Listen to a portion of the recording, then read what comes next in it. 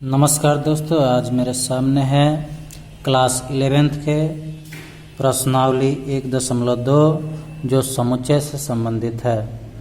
दोस्तों, इस प्रश्नावली को हल करने से पहले हमें इस एक्सरसाइज के कुछ परिभाषा और एग्जाम्पल को देख लेना होगा।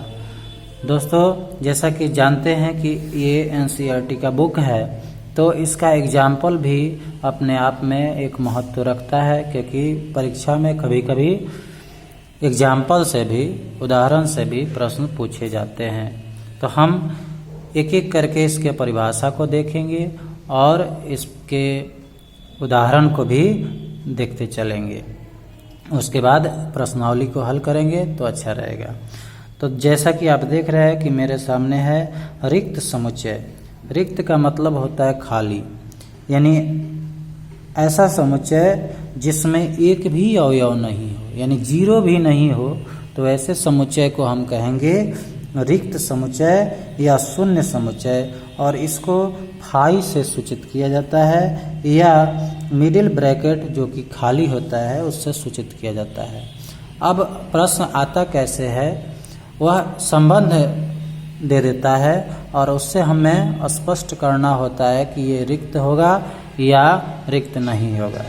जैसा कि एग्जाम्पल में आपको दिया गया है कि b = x such that x वर्तमान में कक्षा 10 तथा 11 दोनों में अध्ययनरत विद्यार्थी है। तो दोस्तों, ये आप भी जानते हैं कि ऐसा कोई प्रावधान नहीं है हमारे शिक्षा नीति में कि एक ही विद्यार्थी एक ही समय में वो क्या करे, 10th में भी पढ़े और 11th में भी पढ़े, तो इससे अवयव की प्राप्ति नहीं होगी। इसलिए यह एक रिक्त समुच्चय का उदाहरण होगा।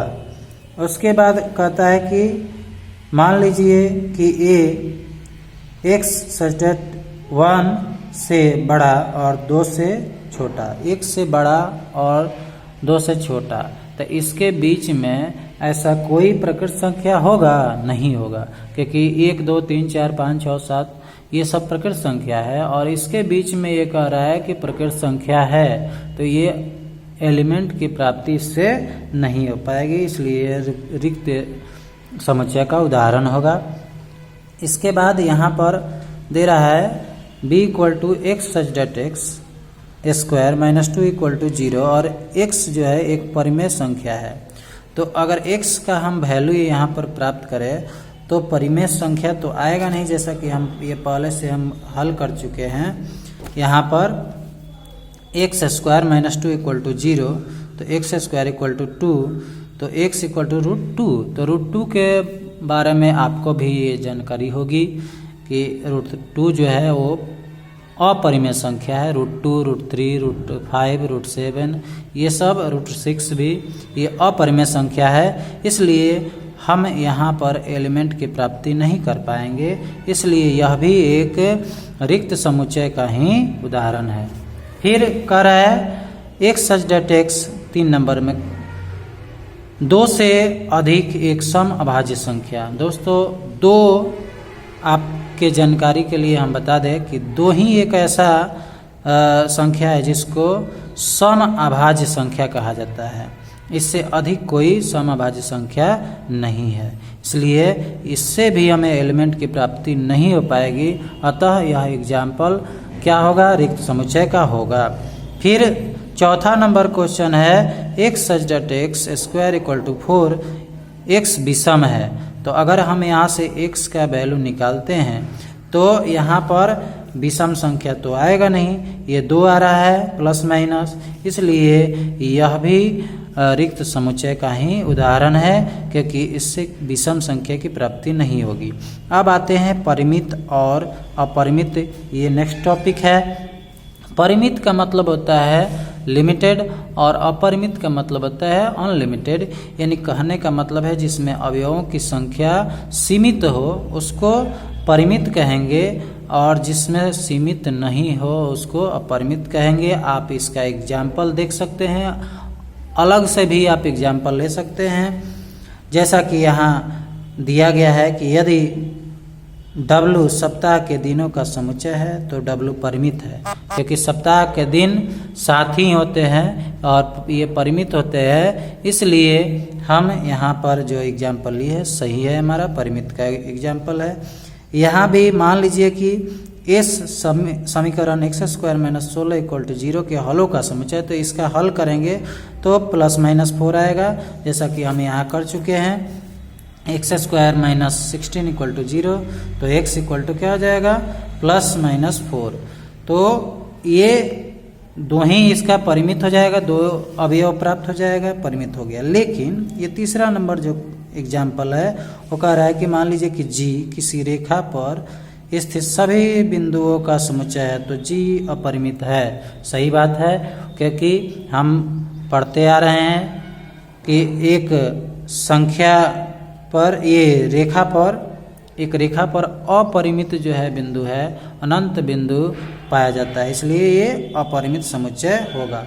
अब अपरिमित समुच्चय को लिखने का एक तरीका होता है। परिमित को तो हम एक मिडिल ब्रैकेट के अंदर लिख सकते हैं, लेकिन अगर अपरिमित हो तो उसको हम लिखने की तरीका अपनाते हैं। उसमें से 2-4 यहाँ पॉइंट ले लेते हैं, उसके बाद क्या करते हैं, 3 डॉट दे देते हैं। 3 डॉट दे देंगे तो इससे स्पष्ट हो जाएगा कि यह एक अपरिमित समुच्चय का एग्जाम्पल है।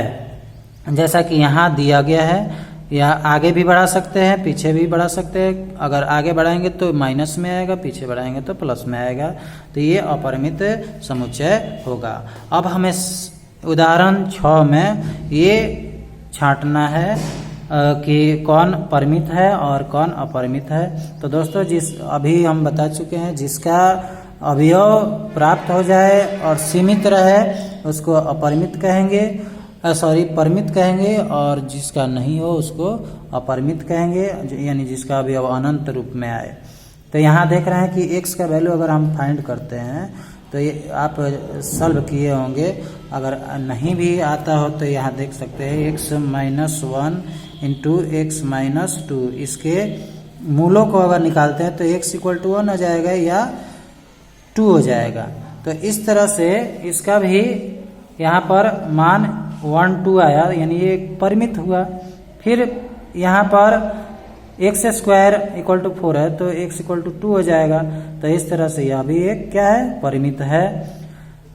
उसके बाद फिर ये x, और ये बिलोंग कर रहा है किससे, नेचुरल नंबर से, एक अभाज्य संख्या है। तो अभाज्य संख्या है, इसलिए यहाँ पर आप जानते हैं कि अभाज्य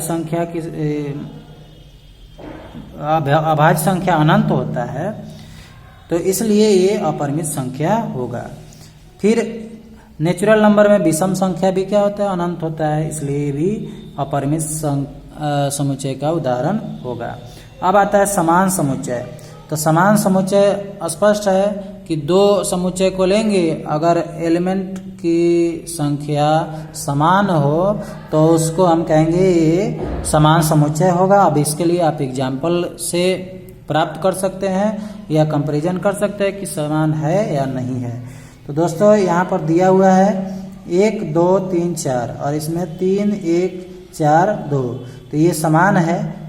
अब यहाँ कहेंगे कि इधर उधर है, तो एलिमेंट इधर उधर रह सकता है, लेकिन अलग अलग नहीं रह सकता है।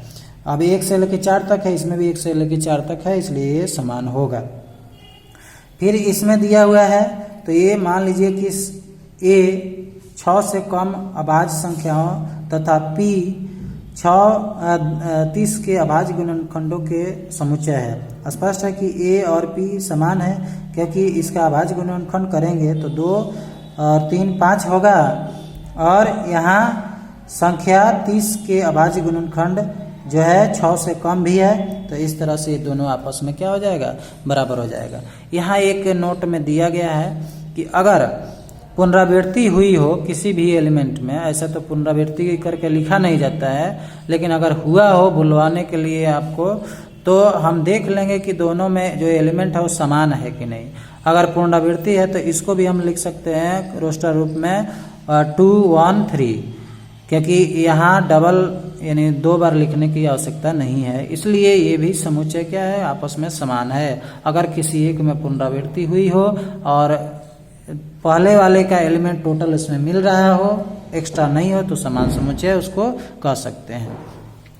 अब यहाँ 7 नंबर एग्जाम्पल है, इसको भी आप देख सकते हैं, एलिमेंट तैयार कर सकते हैं। जैसा कि यहाँ पर एक एलिमेंट है 0 है और यह किसी से मिल नहीं रहा है, इसलिए हम इसको not equal to A not equal to B, A not equal to C, A not equal to D, A not equal to E, इस तरह से हम इसको बता सकते हैं।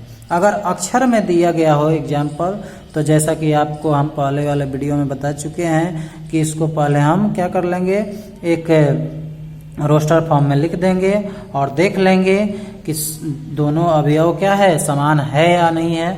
अगर है तो बराबर होगा, अगर अवयव समान नहीं है तो बराबर नहीं होगा।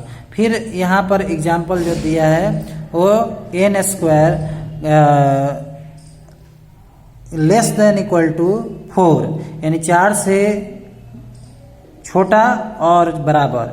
यानी यहाँ पर जो एलिमेंट हम यहाँ रखेंगे तो -2 -1, ये पहले भी क्वेश्चन में फर्स्ट एक्सरसाइज में ये क्वेश्चन आ चुका है, आप मिला सकते होंगे।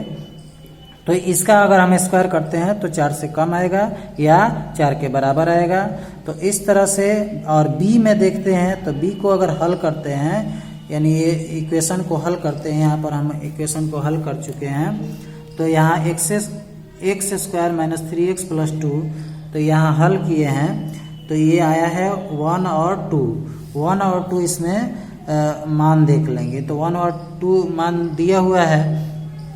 तो यहाँ पर ये समान होगा या नहीं होगा, इसका अनुमान आप भी बता सकते हैं करके, क्योंकि यहाँ देखिए इसमें 1 और 2 और यहाँ 1 और 2, लेकिन ये सब एक्स्ट्रा आ जा रहा है, इसलिए एलिमेंट की जो संख्या है वो समान नहीं है, इसलिए ये समान अवयव नहीं है, समान समुच्चय नहीं है।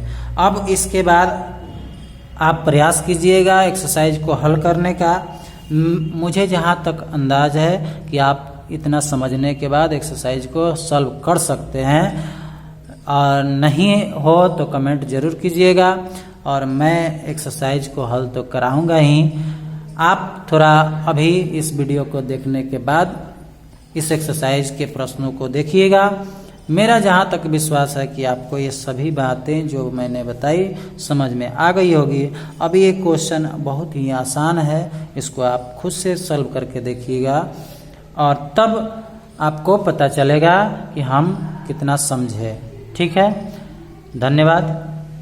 नेक्स्ट वीडियो में आपको इसका एक्सरसाइज का हल मिल जाएगा। धन्यवाद।